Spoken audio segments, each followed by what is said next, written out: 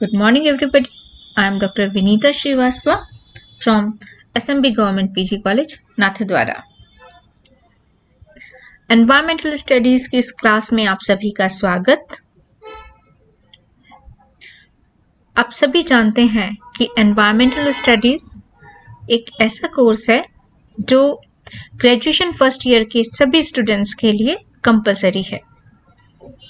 इस कोर्स के तहत आप सभी को पर्यावरण से संबंधित कानूनों के विषय में बेसिक जानकारी प्राप्त करनी है।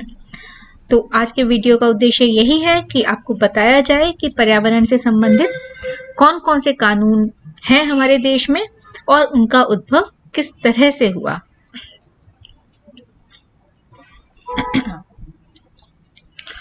स्टूडेंट्स, आप सभी को स्पष्ट होना चाहिए कि पर्यावरण से संबंधित तो क्या कोई भी कानून इस देश में अगर आते हैं तो उनका उद्भव हमारे संविधान से होता है। भारत का संविधान 1950 में लागू किया गया था, लेकिन सीधे तौर पर पर्यावरण संरक्षण के प्रावधानों को इसमें नहीं जोड़ा गया था। फिर सन 1972 के स्टॉकहोम सम्मेलन में भारत सरकार का ध्यान पर्यावरण की ओर खींचा। सरकार ने 1976 में संविधान में संशोधन कर दो महत्वपूर्ण अनुच्छेद 48A तथा 51AG जोड़े।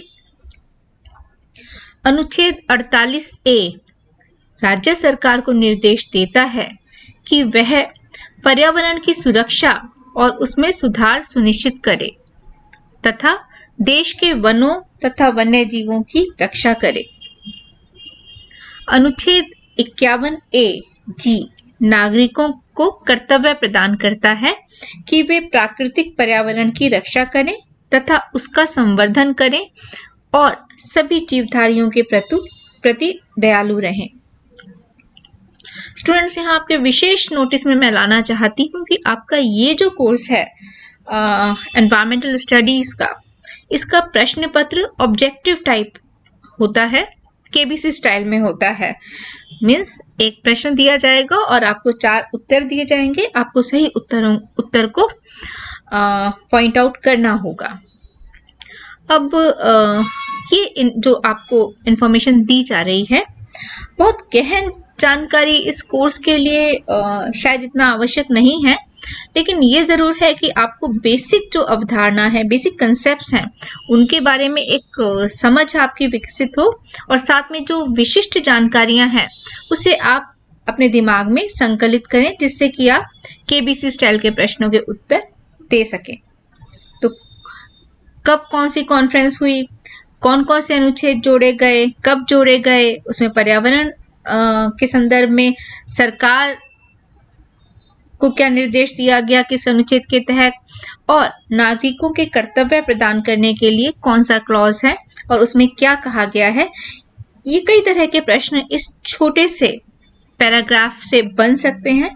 तो आप जो भी आपको सूचना दी जा रही है उसको बहुत ध्यान से पढ़ें, समझें और अपने एग्जाम्स की भी तैयारी करते रहें।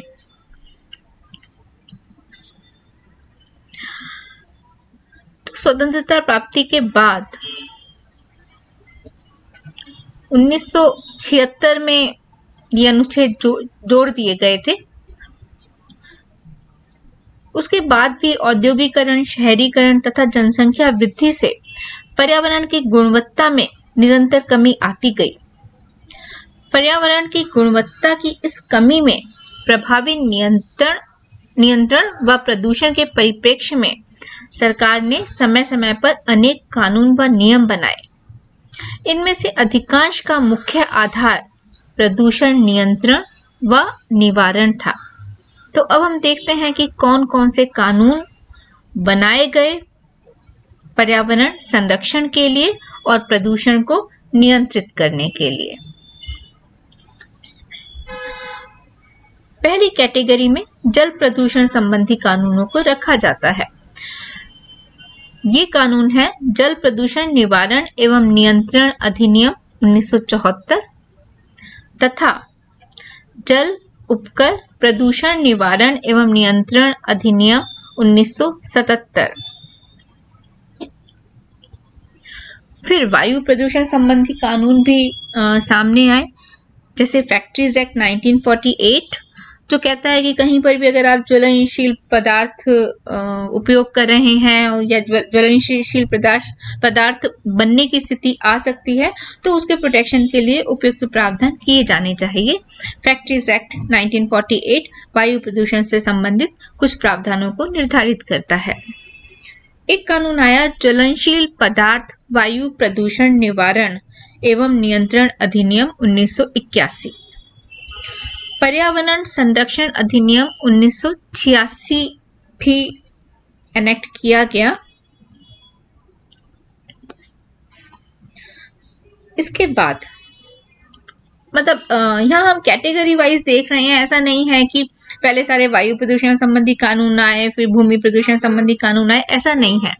लेकिन आपको समझाने के लिए एक स्ट्रक्चर्ड वे जरूरी है, इसलिए कानूनों को इन अलग अलग कैटेगरीज में रखा गया है।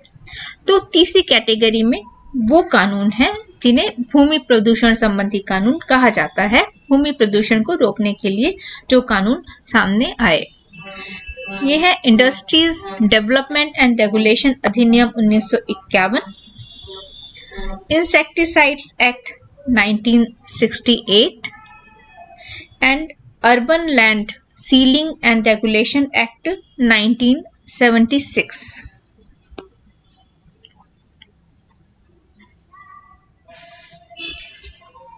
वन तथा वन्य जीवन के संरक्षण के लिए भी कुछ कानून बनाए गए समय समय पर, जिनमें मुख्य हैं forest conservation act 1960, wild life protection act 1972, forest conservation act 1980।